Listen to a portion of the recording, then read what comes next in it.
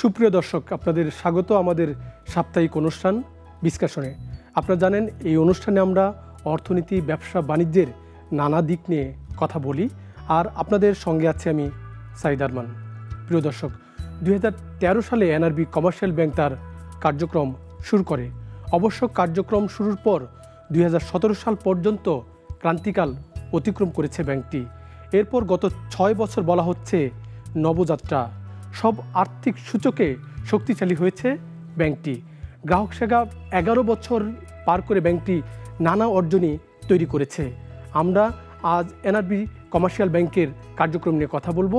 আমাদের অতিথি পারভেজ তমাল, তিনি এনআরবি কমার্শিয়াল ব্যাংকের চেয়ারম্যান। পারভেজ তমাল, আপনাকে আমাদের স্টুডিওতে স্বাগত জানাচ্ছি। ধন্যবাদ আমাকে আমন্ত্রণ জানানোর জন্য, এবং ধন্যবাদ সমস্ত নাগরিক টিভির দর্শকদের। আমরা একটু যেটি বলছিলাম আমি শুরুতে, আপনারা তো এক যুগে পা দিচ্ছেন। এই সময়টা আসলে কিছুটা চড়াই উতরাই বিভিন্ন সময় আপনাদেরকে মোকাবেলা করতে হয়েছে। একটু মোটা দাগে যদি বলেন যে এই 11 বছরে আপনাদের আর্থিক সূচকের অবস্থানগুলো যদি একটু বলেন, আমানত, ঋণ, এই সূচকগুলোতে। আসলে দেখেন যে বাংলাদেশের আর্থিক সেক্টরে ব্যাংকগুলোর ভূমিকা, বিশেষ করে বেসরকারি ব্যাংকের ভূমিকা গত 15 বছরে প্রবল। কারণ দেখবেন যে সমস্ত ডেভেলপমেন্টের 80% পার্টনার হলো বেসরকারি ব্যাংক। তো এই জায়গা থেকে আমরা যদি তুলনা করি, আমাদেরকে যখন ব্যাংক দেওয়া হলো প্রবাসীদের জন্য আলাদা উদ্যোগ, সেখান থেকে এসে এখানে কাজ করতে যে অনেকগুলো প্রবলেমের মধ্যে আমরা পড়েছি। এক্সপিরিয়েন্সের অভাব, প্রথমেই কর্পোরেট সেক্টরে ইনভেস্টমেন্ট করতে যে হোঁচট খেয়েছি, সেখান থেকে যে নিজের পথ খুঁজে পেতে যে সময়টা লেগেছে, সেই জায়গা থেকে যখন আমরা শুরু করেছি আমরা বুঝেছি যে আসলে আমাদের এক্সপেরিয়েন্সটা, যারা আমরা রিয়েলি প্রবাসের এক্সপেরিয়েন্সটা কাজে লাগিয়ে নতুন নতুন কার্যক্রম করা, মানুষের সাথে সম্পৃক্ত হওয়া।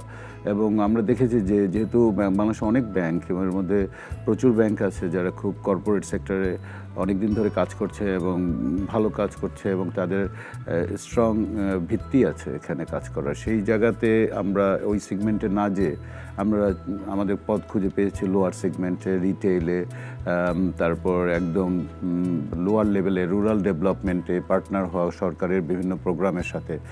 এবং মানুষের যে সমস্ত সেবা, প্রত্যেক দিনের সেবাগুলো যেগুলোর প্রয়োজন ব্যাংক থেকে, যে সমস্ত এলাকায় কম ব্যাংক আছে আমরা সেই সমস্ত এলাকায় গিয়েছি এবং ওই ব্যাংকিং সেবার আওতায় আনতে চেষ্টা করেছি। যে সমস্ত জায়গায় বিনিয়োগের অভাব ছিল সেই জায়গাতে আমাদের কন্ট্রিবিউট করার চেষ্টা করেছি। ব্যাংকের যে আর্থিক স্বাস্থ্য আমরা যেটি দেখছি, যে প্রায় আপনাদের আমানত 18,000 কোটি টাকা ছুঁই, বিনিয়োগও প্রায় 15,000 কোটি টাকা, এটি ভালো। কিন্তু আমি যেটি বলছিলাম যে ব্যাংকটি আসলে 2013-তে যখন কার্যক্রম শুরু করে তারপরে তো আসলে একটা বড় হোঁচট খায়। এই যে আপনারা উন্নতি করছেন, কিন্তু সেই ক্ষতটা তো আপনাদের টেনে যেতে হচ্ছে নাকি? আসলে টোটাল ব্যাংকের কোনো ইতিহাস একটি, এইখানে 2013 থেকে 2017 সেটার যাই হোক না কেন সেটা সেম ব্যালেন্স শিটের মধ্যে আছে। হ্যাঁ, আমাদের প্রথমে চলার পথে আমাদের যে প্রথম দিকের ম্যানেজমেন্ট ছিল এবং যারা বোর্ডকে মানে যেভাবে সক্রিয় যারা বোর্ডে ছিল তারা কর্পোরেট সেক্টর, এবং আপনি যদি তখনকার সময় মনে করেন যে তখনকার বাংলাদেশের লোনের অ্যাভারেজ রেট ছিল 16% to 18%। তো ওই সময়ে 16% 18% দেয়া দুর্বল কোম্পানিকে লোনগুলো আসলে আমাদের আর কোনো কিছু করার নেই, নার্সিং করা, এই টাকা উদ্ধার করা। কারণ আমানতকারী স্বার্থ রক্ষা করতে হবে, সেটা যেভাবেই হোক, যে প্রসেসই দেওয়া হোক, সেই টাকাগুলো তুলে আনতে হবে। এবং তার পরবর্তী পর্যায়ে আমরা যখন প্রবাসীদের পর্ষদ তৈরি করলাম, সেখান থেকে আমরা যে সেক্টরে কাজ করতে যেয়ে আমরা বুঝেছি যে মানুষের সাথে সম্পৃক্ত হয়ে এবং তাদেরকে যদি বোঝানো যায় আমানতকারীকে যে তাদের টাকা কোথায় ইনভেস্টমেন্ট করা হচ্ছে, এবং তারা যদি দেখতে পায় যে তাদের স্বার্থ রক্ষার জন্য ব্যাংক কী কাজ করছে এবং ব্যাংকের স্পষ্ট জবাবদিহি আছে, তাহলে আমার মনে হয় যে বাংলাদেশে মানুষের এখনও বিশ্বাস ব্যাংকগুলোর প্রতি আছে। এবং ব্যাংকগুলো বাংলাদেশের ইতিহাসে কোনো ব্যাংক একদম খারাপ হয়ে যায়নি, এবং কেন্দ্রীয় ব্যাংকের যে সবসময় যে প্রচেষ্টা আছে ব্যাংকগুলোকে একটি সুনির্দিষ্ট মনিটরিং এবং আসলে আমি বাংলাদেশে যেহেতু প্রবাস থেকে এসেছি, আমি বাংলাদেশে কেন্দ্রীয় ব্যাংকের উপস্থিতি প্রতিটি দিন পাই। তো আমাদের এখানে এই সেক্টরে অনেক কথা হয় যে কেন্দ্রীয় ব্যাংক খুব কম নজরদারি রাখে, আর আমি তো দেখি যে সারা বছরই পরিদর্শনের মধ্যে থাকে ব্যাংকগুলো।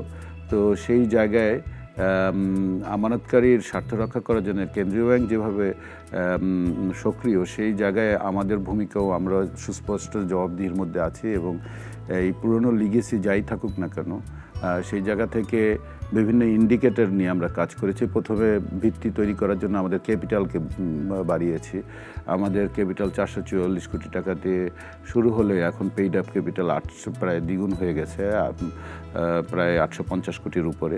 এবং আমাদের টোটাল ক্যাপিটাল টায়ার 1 টায়ার 2 সহ ক্যাপিটাল প্রায় 2000 কোটি ছাড়িয়েছে। তো সেই জায়গাগুলো আমরা কাজ করেছি এবং মানুষকে সুস্পষ্ট ধারণা দিতে চেয়েছি যারা বিনিয়োগ বঞ্চিত তাদের, এবং রুরাল ডেভেলপমেন্টে যে রুরাল এরিয়াতে ব্যাংকগুলোর বিনিয়োগ কম, সেই জায়গাগুলো কাজ করার চেষ্টা করেছি। একেবারে ঠিক, যে সংকট থেকে আসলে আমানতকারীদের আস্থা নষ্ট হওয়ার কথা, সেখানে আপনারা আমানতকারীর আস্থা বাড়িয়ে বিপুল অঙ্কের আমানত তৈরি করেছেন। এই কারণে বর্তমান পর্ষদ এবং ব্যবস্থাপনা কর্তৃপক্ষ নিঃসন্দেহে প্রশংসা কুড়ায় বিভিন্ন মহলের। আরেকটি বিষয় খুব প্রশংসার ব্যাংকিং খাতের জন্য, যেটি এনআরবি কমার্শিয়াল ব্যাংক শুরু করে উপশাখা ধারণাটি, একটু বলবেন যে এই ধারণাটা তো এনআরবি কমার্শিয়াল ব্যাংকের আপনাদের মাথা থেকে আসে, এই ধারণাটা কিভাবে তৈরি হলো, যেটি এখন ব্যাংকিং খাতে মডেল হিসেবে সামনে এসছে? আসলে কোনো ধারণাই কেন্দ্রীয় ব্যাংক ছাড়া সম্ভব না। কেন্দ্রীয় ব্যাংকের সাথে আমাদের যে কথা ছিল যে আমরা একটি নতুন ব্যাংক, কেন্দ্রীয় ব্যাংক ওই সময় এক বছরে 5-6টি শাখা অনুমোদন দিত। আমাদের খুব ইচ্ছা ছিল যে আমরা একদম লোয়ার লেভেলে কাজ করব এবং রুরাল ডেভেলপমেন্টে একদম ইউনিয়ন পর্যায়ে যাওয়া যায় কিনা, যে সমস্ত জায়গায় ব্যাংকের সার্ভিস কম আছে। সেই স্পর্শ থেকেই কেন্দ্রীয় ব্যাংকের সাথে আমরা একসাথে কাজ করেছি যে সারা পৃথিবীতে এখন এরকম বড় পরিসরে ব্যাংকের প্রয়োজন নাই, কারণ এখন প্রত্যেকটি দিনে আমরা প্রযুক্তি ভিত্তিক সেবার আওতায় শুধু ব্যাংকগুলো আসছে না, ব্যাংকের গ্রাহকরাও আসছে। সেই জায়গা থেকে কেন্দ্রীয় ব্যাংকের সাথে মিলে আমরা যে প্ল্যানিং যেটা করেছি, যে কেন্দ্রীয় ব্যাংক প্রথমে আমাদেরকে 10টি উপশাখার পারমিশন দেয়, সেখান থেকে পথ চলা, এবং দেখেন যে স্বল্প খরচে সুনির্দিষ্ট জায়গায় সুনির্দিষ্ট সার্ভিস প্রোভাইড করার জন্য এই উপশাখাগুলো তৈরি করা হয়েছে। আগে একটি শাখা করতে কোটি 1 কোটির উপরে খরচ হয়ে যেত। এখানে আমাদের একটি উপশাখা খুলতে আমাদের অনেক সময় 5 লাখ টাকার কম খরচ হয়। সেই জায়গা থেকে একদিকে আমানতকারীর টাকা অপচয় হচ্ছে না, সেকেন্ড হলো আপনি সব জায়গায় একই সার্ভিস দরকার নেই, এবং সার্ভিসগুলো তো এখন অনলাইন ভিত্তিক হচ্ছে। সেই জায়গা থেকে অফলাইনের যে সার্ভিসগুলোই শুধু সুনির্দিষ্ট সার্ভিস, যেগুলো ক্যাশ ভিত্তিক সার্ভিস আছে, সেই সার্ভিসগুলো দেওয়ার চেষ্টা করেছি। এবং এই জায়গা থেকেই আমাদের সারা পৃথিবীতে যে ট্রেন্ড আছে, সেই ট্রেন্ডটা যেন বাংলাদেশেও হয়, যে আসলে তো আমাদের একদিন না একদিন অফলাইনের এই সার্ভিসগুলো কমে যাবে। তো সেই জায়গায় এত খরচ করার তো কোনো প্রয়োজন নেই। সেই জায়গা থেকেই চিন্তা করে এই উপশাখা ধারণা কেন্দ্রীয় ব্যাংকের সাথে মিলে আমরা শুরু করেছি। আমরা হয়তো প্রথম পাইনিয়ার, কিন্তু আজকে 20টি ব্যাংকের বেশি উপশাখা কনসেপ্টে আসছে। তো এটা সর্বজন সমাদৃত হচ্ছে, কারণ যারা ব্যাংকিং সেবার আওতার বাইরে ছিল আমরা সেখানে উপশাখা করছি। আপনি বারবার বলছিলেন যারা প্রান্তিক মানুষ তাদেরকে ব্যাংকিং সেবার আওতায় আনার চিন্তা আপনাদের বড় আকারে সবসময় ছিল। আমরা দেখছি যে উত্তরাঞ্চলে প্রায় 80,000 ক্ষুদ্র উদ্যোক্তা যারা আসলে ব্যাংক থেকে ঋণ পাবে এটা কোনোদিন চিন্তাও হয়তো বা করে নাই, তাদেরকে আপনারা ঋণ দিচ্ছেন, তারা ছোট ছোট স্বপ্ন বড় করে দেখছে। এই ধারণাটা বা এই চিন্তাটা আপনারা কেন নিলেন? দেখেন যে আমরা সেগমেন্ট খোঁজার চেষ্টা করেছি, যে সেগমেন্টে কম কম্পিটিশন, যে সেগমেন্ট থেকে টাকা ফেরত আসে। আমরা অ্যানালাইসিস করেছি যে এনজিওগুলো যে সেগমেন্টে আছে সেই সেগমেন্ট কেমন করে, এবং উত্তরাঞ্চল দিয়ে শুরু করার পিছনেই হলো স্ট্যাটিস্টিক্স, যে উত্তরাঞ্চল মানুষের লোন ফেরত দেওয়ার, এই লোয়ার সেগমেন্টে লোন ফেরত দেওয়ার প্রবণতা 100%। সেই জায়গা থেকে কিন্তু আমাদের উত্তরাঞ্চলে যাওয়া, এবং আমরা দেখেছি যে এই যে যারা এখন আমাদের ব্যাংকে অনবোর্ড হয়েছে, এরা কিন্তু সবাই কোনো না কোনোভাবে লোন নিত, হয় হ্যান্ড লোন নিত, অথবা কোঅপারেটিভ থেকে নিত, অথবা এনজিওদের কাছ থেকে নিত। কিন্তু মাননীয় প্রধানমন্ত্রী এবং সরকারের যে চেষ্টা ছিল যে 1 ডিজিট লোন সবার জন্য, এবং এবং আপনি জানেন যে কোভিড চলাকালীন সময়ে আমাদের দেশের অর্থনীতির চাকা সচল করার জন্য অনেক ধরনের সাবসিডি এবং প্রণোদনা দেওয়া হয়। তো এই প্রণোদনাগুলো মানুষের দুয়ারে পৌঁছানোর একটা প্রয়োজনীয়তা ছিল। এবং আপনি দেখেন যে এই যে গ্রামের লোক শহরে চলে আসছে, এবং এই জায়গা থেকে আমাদের চিন্তা ছিল যে এই গ্রামে যদি উদ্যোক্তা তৈরি করা যায় এবং সরকারের যে কোভিড চলাকালীন সময় থেকে পরবর্তীতে 4 থেকে 7% যে লোনের যে সুবিধা ছিল, সেই সুবিধাগুলোকে মানুষকে দেয়া যায়, তাহলে মানুষের মধ্যে নিশ্চয়ই এই বিনিয়োগ থেকে একটা ভালো কর্মসংস্থান তৈরি হতে পারে, এবং যেটা আলটিমেটলি হয়েছে। এখন দেখেন শুধুমাত্র আমরা এই কাজটা করছি না, আমাদের পাশাপাশি এখন এই উত্তরাঞ্চলে গেলে দেখবেন যে আমাদের ব্যাংক যেখানে একা কাজ করতো, আজকে আরও 2-3টা ব্যাংক আমার উপশাখার পাশাপাশি আরও উপশাখা করছে।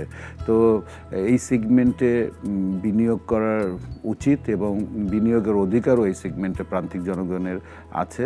এবং সরকারের যে 1 ডিজিট লোন বাস্তবায়নের যে পরিকল্পনা এবং সরকার যে সমস্ত প্রণোদনা দিচ্ছে নতুন উদ্যোক্তা তৈরি করার জন্য, নারী উদ্যোক্তা তৈরি করার জন্য, কৃষকের জন্য, তো সেই প্রণোদনাগুলো ব্যাংকের দায়িত্ব পৌঁছে দেওয়ার একদম প্রান্তিক পর্যায়ে। সেই জায়গা থেকেই এবং আমাদের বোর্ড, সবচেয়ে বড় কথা, আমাদের বোর্ড চিন্তা করে যে ইনভেস্টমেন্টে কর্মসংস্থান তৈরি হয় না সরাসরি, সেই ইনভেস্টের মধ্যে সন্তুষ্টি নাই। তো সেই জায়গা থেকে আমরা ওই ধরনের ইনভেস্টমেন্টে যেতে চাচ্ছি। সেকেন্ড, যে আমাদের যে ট্রেন্ড এখন লোন দেওয়ার যে ট্রেন্ড হচ্ছে, যে একজনকে অনেক বেশি লোন দিয়ে দিলাম, সে পরে প্রবলেমে পড়লো, এবং এখানে থেকে আমানতকারী স্বার্থ রক্ষা হচ্ছে না। আপনি জানেন যে দেশের এনপিএল ক্রমাগত বাড়ছে। সেই জায়গা থেকে এক বাস্কেটে 100 কোটি না দিয়ে হাজারো লোককে 100 কোটি দিলে আমার মনে হয় যে এখানেও আমানতকারী স্বার্থ রক্ষা বেশি হচ্ছে। আমরা আরও আলাপ করবো। আপনি ইদানিং বলছেন যে প্রায় 1 কোটি মানুষকে কর্মসংস্থান করতে চান, তবে একটা বিজ্ঞাপন বিরতিতে আমরা যাচ্ছি। বিরতির পরে এসে, প্রিয় দর্শক, ছোট্ট একটি বিজ্ঞাপন বিরতিতে আমরা যাচ্ছি। বিরতির পরে এসে অতিথির সঙ্গে আরও বিস্তারিত আলাপ হবে, আমাদের সঙ্গে থাকুন। প্রিয় দর্শক, বিজ্ঞাপন বিরতির পরে আবারও আলোচনা শুরু করছি। আমরা একটু আলোচনা করতে চাই, 2013 সালে তো আরও 8টি ব্যাংক আপনাদের সঙ্গে কার্যক্রম শুরু করে, চতুর্থ প্রজন্মের ব্যাংক হিসেবে আপনারা একটি 9টি ব্যাংক মূলত একসঙ্গে কার্যক্রমে আসে। একটু বলবেন যে যদি তুলনামূলক চিত্র যদি একটু বলি, পরিচালন মুনাফা, আমানত, ঋণ, আপনারা আসলে কোন স্টেজে আছেন, প্রতিযোগিতায় কোন অবস্থানে আছেন? আসলে 11 বছর পার হয়ে গেছে ব্যাংকের জন্য। তো এই সময়ে এসে চতুর্থ প্রজন্ম এই ধরনের তুলনা করার মধ্যে কোনো আমাদের বোর্ড অথবা আমাদের ম্যানেজমেন্ট সন্তুষ্টি পায় না। চতুর্থ প্রজন্মের ব্যাংকগুলোর অনেকগুলো বাধা পেরোতে হচ্ছে, এত সহজ হয়নি তাদের পথ চলা। তো সেই জায়গায় আমাদের সাথে স্ট্যাটিস্টিক্সে তুলনা করলে আমরা তুলনা করছি, আমরা কোন অবস্থান আছি টোটাল ব্যাংকিং সেক্টরে, সেখানে তুলনা করি। আমরা দেখতে চাচ্ছি যে আমাদের যে প্যারামিটার, যেটা কেন্দ্রীয় ব্যাংক ঠিক করে আছে, সেই প্যারামিটারগুলো কোথায় আছে, আমাদের গ্রাহকের সেবার মান কতখানি সন্তুষ্টির পর্যায়ে আছে, সেই জায়গাগুলো, এবং কত গ্রাহককে সেবা দিতে পেরেছি। আমাদের স্যাটিসফ্যাকশন এখানেই যে আমরা বিভিন্ন গ্রাহকের যে সমস্ত দৈনন্দিন প্রয়োজনীয় সেবা দরকার, সেরকম 1 কোটির বেশি মানুষকে সেবার মধ্যে আনতে পেরেছি। এবং আমাদের যে প্যারামিটার, কেন্দ্রীয় ব্যাংকের যে এডিআর রেশিও বা কার রেশিও, সেগুলো সন্তুষ্টির জায়গার চেয়ে উপরে আছে।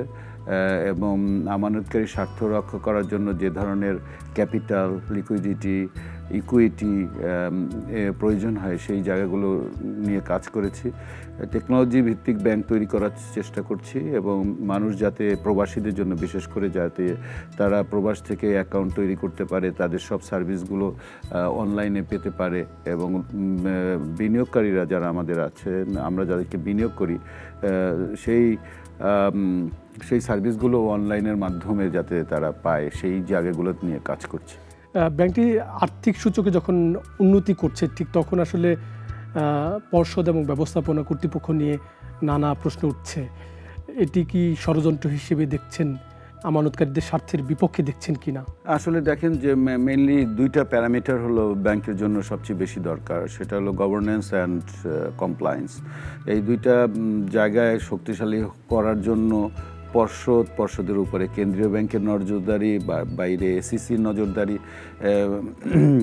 নিয়ন্ত্রক সংস্থার নজরদারি সব কিছুই আছে, কিন্তু প্রবলেম হয়ে গেল যে আমাদের একটা লিগেসি আছে। আমাদের প্রায় 6 জন পরিচালক সহ আগের প্রথম ব্যবস্থাপনা পরিচালক এবং প্রথম পর্ষদের যিনি চেয়ারম্যান ছিল তাকে বাংলাদেশ ব্যাংক অপসারণ করেছে এবং একটি নির্দিষ্ট সময়ের জন্য আর্থিক খাতে নিষিদ্ধ করেছে। সেই জায়গা থেকে আসলে প্রবলেমগুলো তৈরি হয়। কিন্তু আমরা এই সব প্রবলেম আমাদের জন্য একটি জিনিসই আমাদের জন্য সবচেয়ে বেশি প্রায়োরিটি আমানতকারীর টাকা যাতে সেফ থাকে, সেই জন্য তাদের সেবার মান যেন অক্ষুণ্ণ থাকে, সেই জায়গাগুলো নিয়ে কাজ করে আমরা এই চ্যালেঞ্জের মোকাবেলা করছি। আমরাও চাই যে আমানতকারীদের স্বার্থ যাতে আপনার ব্যাংকে কোনোভাবে নষ্ট না হয়, সেটি সুরক্ষিত থাকুক। একটি বিষয় খুব কমন ব্যাংকিং খাতের জন্য, কেন্দ্রীয় ব্যাংক তো আপনি যেটি বলছিলেন যে নিয়মিতই বিভিন্ন ব্যাংক পরিদর্শন করে, কিন্তু আপনাদের ব্যাংকের এই বিষয়গুলো নিয়ে বেশি আলোচনা হয়, গণমাধ্যমেও বেশি আসে, এর কারণটা কি মনে হয়? আসলে দেখেন, এই জিনিসটা আমাদের ভিতর থেকেই হচ্ছে যে আমাদের কিছু স্পন্সর শেয়ার হোল্ডার যাদের একটি ভুল ধারণা ছিল যে আপনি জানেন যে আমাদের ব্যাংক 53 জন নিয়ে পথ চলা, তো 53 জন স্পন্সর যারা অনেকেরই ইনভেস্টমেন্ট বাংলাদেশ ব্যাংকের গাইডলাইন মতো হয়নি, কারণ তখন বাংলাদেশ ব্যাংকের গাইডলাইন ছিল যে 10 কোটি হতে হবে একজনের স্পন্সরে। সেই জায়গায় একটা গ্রুপ তৈরি করা হয়েছে যে 15-20 জন মিলে 10 কোটি টাকার স্পন্সর হয়েছে। সেখান থেকে আসলে প্রবাসীদের মধ্যে এই স্পন্সরদের মধ্যে প্রত্যেকের একটা প্রত্যাশা ছিল যে তারা একদিন ব্যাংকের পরিচালক হবে, দেশে ফিরে এসে এই ব্যাংকের পরিচালনার সাথে যুক্ত হবে। কিন্তু ইনভেস্টমেন্টের পরিমাণ কম হওয়ার জন্য এবং কিছু যে এই যে যারা প্রথম ইনভেস্টমেন্ট করে এবং যারা প্রথম ব্যাংকের পর্ষদের নেতৃত্ব দেয়, তাদের ভুল কিছু কাজের জন্য এই কাজের মাসুল হিসাবে তারা যেহেতু অপসারিত হয়, সেই জায়গা থেকে তারা আর এই ধরনের প্রচারণার মধ্যে সবাইকে নিয়ে আসছে। আসলে জিনিসগুলো তারা প্রচারণা করছে যাতে এই ব্যাংকটির পথ চলা কঠিন হয়, দুর্গম হয়। কিন্তু আসলে দেখেন যে এই পাশের আমাদের গল্পটা আসলে আমি কখনোই করতে চাই না। এটা আমাদের অন্ধকার একটা দিক। সেই জায়গাটা থেকে আমরা দেখাতে চাচ্ছি যে আমরা কতখানি কমপ্লায়েন্স মেনটেন করছি, আমার গভর্নেন্সের কতটা শক্তিশালী, এই কথাগুলো, এবং আমার সেবার মান কতখানি আছে এবং গ্রাহকের সন্তুষ্টি, এই জায়গা থেকে এই চ্যালেঞ্জগুলো মোকাবিলা করছি।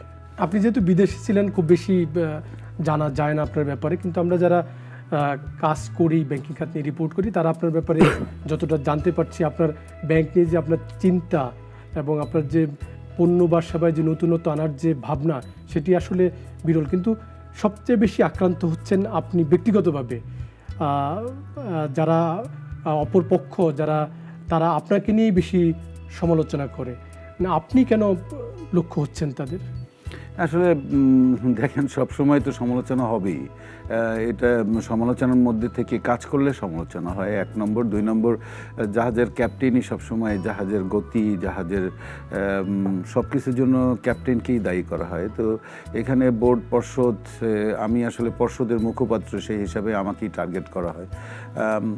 আমার ব্যাকগ্রাউন্ড বলতে যে জিনিসটা আছে সেটা আমরা সমস্ত সাধারণ প্রবাসীদের মতো পড়াশোনা বিদেশে করেছি, সেখান থেকে নিজের ক্যারিয়ার তৈরি করেছি, ব্যবসার সাথে যুক্ত হয়েছি পড়াশোনার উপরে ভিত্তি করে, এবং নতুন কর্মসংস্থান তৈরি করতে পেরেছি। এবং আমি যেহেতু আইটি থেকে এসেছি, আইটি প্রযুক্তির ব্যবসা করে 7,000-8,000 লোকের বিদেশে কর্মসংস্থান তৈরি করতে পেরেছি। এবং ওই জায়গা থেকে চিন্তা করেছি যে আমরা যদি বিদেশে সাকসেসফুল হই, আমাদের নিজের অভিজ্ঞতা, নিজের যা কিছু শিখেছি, সেই জিনিসটা কেন আমি শেয়ারিংয়ে যাব না, যখন দেশের একটা প্রচণ্ডভাবে বাংলাদেশ একটা অন্য স্টেজে চলে যাচ্ছে। তার যে ডেভেলপমেন্টের যে গ্রাফগুলো আমরা দেখতে পাচ্ছি মানুষের, এগুলো তো একদম দৃশ্যমান ছিল। সেই জায়গা থেকে কিন্তু এখানে কাজ করার ইচ্ছা, এবং এই যে কাজ করলে সমালোচনা হবে, কাজ করলেই আপনি আলোচনার মধ্যে আসবেন। আমরা এই মুহূর্তে নতুন প্রজন্মের ব্যাংক হয়ে যতগুলো কাজ করছি এবং যত গ্রাহকের সেবা নিচ্ছি, এটা আসলেই এই কারণেই বেশি সমালোচিত হচ্ছে।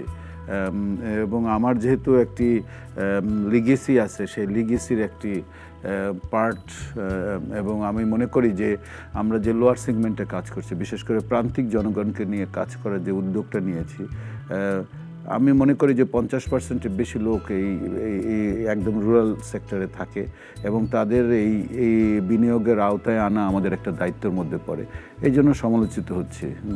জনাব তমাল, আমরা আরও আলাপ করব, তবে একটি বিজ্ঞাপন বিরতির পরে। প্রিয় দর্শক, আরেকটি ছোট্ট বিজ্ঞাপন বিরতিতে আমরা যাচ্ছি। বিরতির পরে এসে অতিথির সঙ্গে আরও আলাপ করব। প্রিয় দর্শক, বিজ্ঞাপন বিরতির পরও আবার আপনাদেরকে স্বাগত জানাচ্ছি। আজ আমাদের অতিথি এনআরবি কমার্শিয়াল ব্যাংকের চেয়ারম্যান পারভেজ তমাল। একটু জানতে চাইতে, এখন ব্যাংকিং খাতে সবচেয়ে আলোচনা হচ্ছে মার্জার প্রসঙ্গে। এনআরবি কমার্শিয়াল ব্যাংকের কর্মীদের মধ্যে এক ধরনের শঙ্কা আছে যে ব্যাংকটি অন্য কারোর সাথে মার্জার হবে, অথবা অন্য কোনো ব্যাংক এই ব্যাংকের সাথে মার্জার হতে পারে কিনা, চতুর্থ প্রজন্ম অন্য কোনো ব্যাংক। একটু বলবেন যে আসলে খোলাসা করে ভিতরে আসলে আপনারা কি চিন্তা করছেন? আসলে দেখেন, মার্জার একটা নর্মাল প্রক্রিয়া।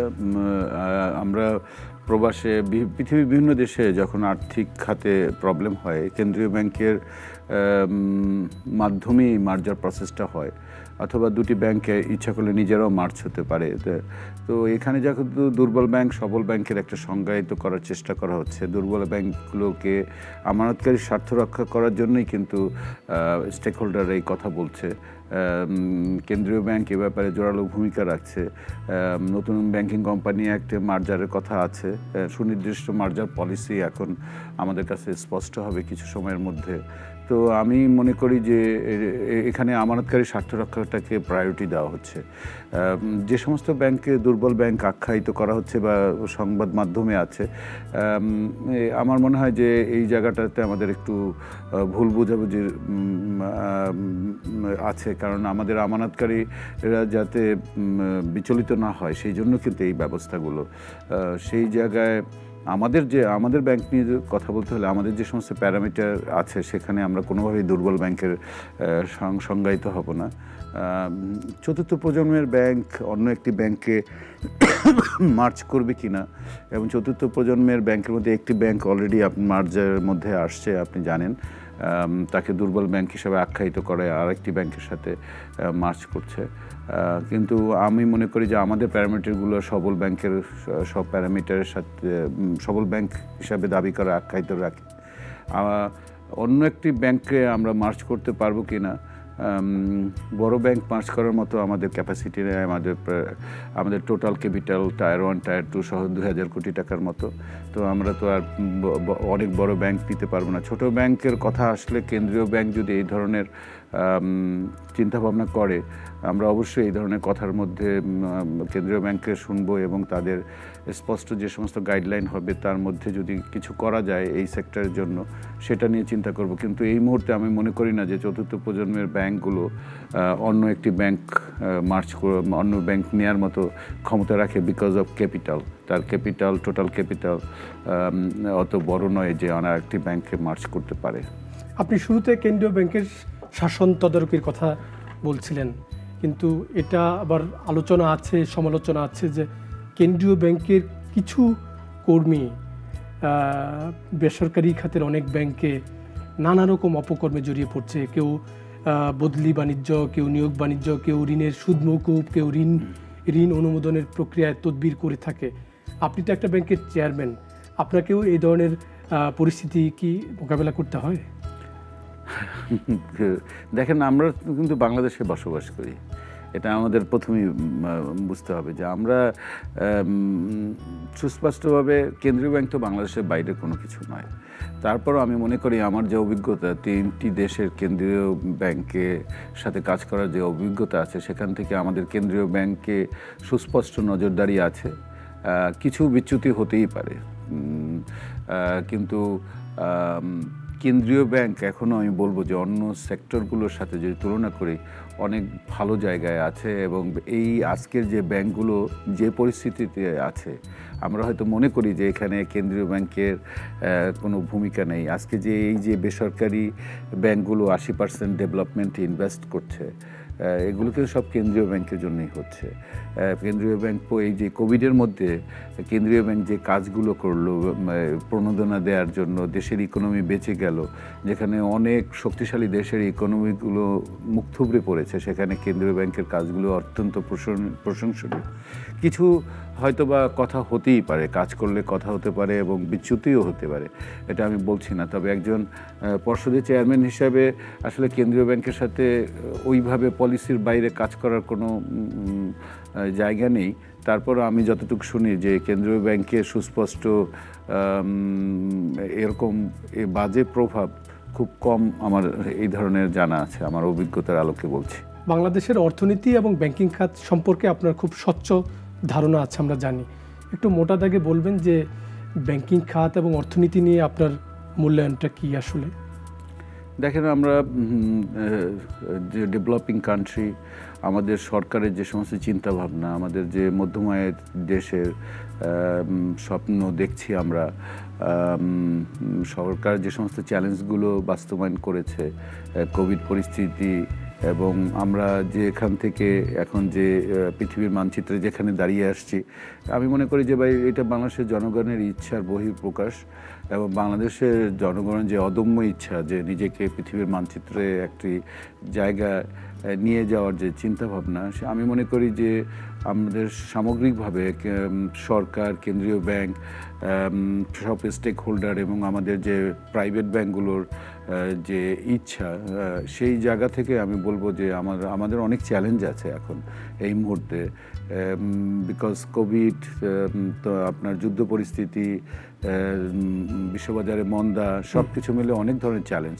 কিন্তু আমাদের যে সরকার এবং কেন্দ্রীয় ব্যাংক এবং স্টেক হোল্ডারদের যে সুস্পষ্ট পলিসি নিয়ে কাজ করার যে ইচ্ছাগুলো আমি দেখেছি এর আগে, এবং সেইভাবে আমি মনে করি যে আমাদের যে এখনকার ডলার ক্রাইসিস, লিকুইডিটি ক্রাইসিস, যে ধরনের প্রবলেমগুলো আছে, আমরা এটা অতি সত্বর কেটে উঠতে পারবো। এবং আমাদের যে আমরা যেদিকে যাচ্ছি 2030, 2041, এই যে মোটা দাগে আমরা যেখানে পুষতে পারছি, এই লক্ষ্যে আমরা পৌঁছে যাব আমি ইনশাআল্লাহ। একটু একেবারে 30 সেকেন্ডে যদি একটু বলেন, যারা এই যে 18,000 কোটি টাকা আমানত আপনার পর্ষদকে বিশ্বাস করে আপনার ব্যাংকে রেখেছে, তাদের উদ্দেশ্যে আপনি কি বলতে চান? তাদের উদ্দেশ্যে আমি শুধু কৃতজ্ঞতা জানাতে চাই, আবারও কৃতজ্ঞতা।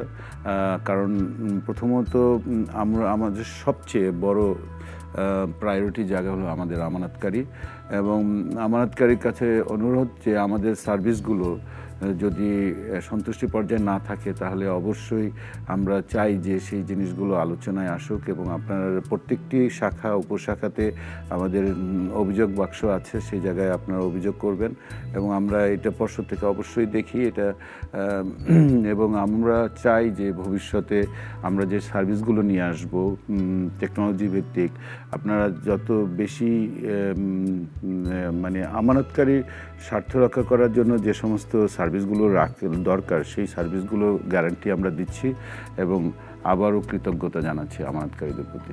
আপনাকে কৃতজ্ঞতা আমাদেরকে সময় দেওয়ার জন্য। ধন্যবাদ নাগরিক টিভি, এবং আপনাকেও আমাকে আমন্ত্রণ জানানোর জন্য। প্রিয় দর্শক, আমরা এতক্ষণ এনআরবি কমার্শিয়াল ব্যাংকের কার্যক্রম, ব্যাংকিং সেবা নিয়ে আলাপ করলাম। এনআরবি কমার্শিয়াল ব্যাংক যেটি প্রান্তিক মানুষকে সেবার আওতায় নিয়ে আসছে এবং ক্ষুদ্র ঋণ দিয়ে প্রশংসা করিয়েছে, একই সঙ্গে যেটি জরুরি আমানতকারীর আস্থা যাতে কোনোভাবে নষ্ট না হয়, পর্ষদ সেটিও গুরুত্ব দিচ্ছে। আমরা চেয়ারম্যান যেটি আমাদেরকে জানালেন, আমরা চাই এই যে আমানতকারীর স্বার্থ যাতে কোনোভাবে কোনো ষড়যন্ত্রে নষ্ট না হয়। আজ এখানেই শেষ করছি। সবাই নিরাপদে থাকবেন, সুস্থ থাকবেন।